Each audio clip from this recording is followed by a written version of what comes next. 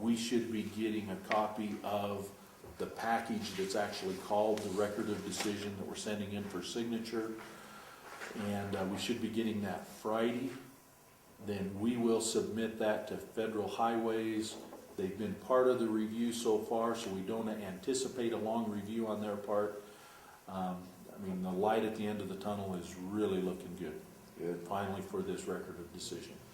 And but we're looking at July sometime. Wow, I hope it doesn't go to the end, but potentially it could go towards the end of July before we finally have that Record of Decision. With that said, we've got signed Record of Decision? Yes. Yes. Signed, that's excellent.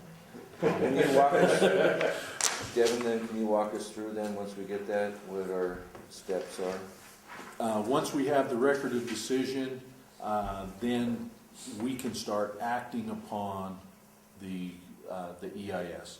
We'll get consultants on board. We'll start. We're going to define the actual project limits, get that in the STIP, get consultants hired to do those things that we talked about before. And I may have to turn to Walter to help me get through all the steps, but get the ground survey done,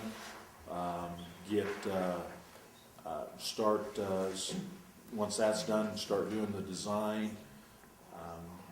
And as we get partway through the design, we're going to have a real good idea of how much our expenditures are going to be at that stage. We'll have negotiated with the consultants. We'll know about what it's going to cost us to finish up the design, and we're going to know what block of money's left to talk about right-of-way purchase and projects with. So we're talking, let's say, at the earliest about 8 months, probably closer to a year, that we'll have a real good idea of how much money's left over to look at this list and to look at, decide we're going to start looking at right-of-way purchase, we're going to start looking at this list, and at the same time, we'll be starting the process for developing our mitigation plans too. We've got to start that process, so that's one of the design processes.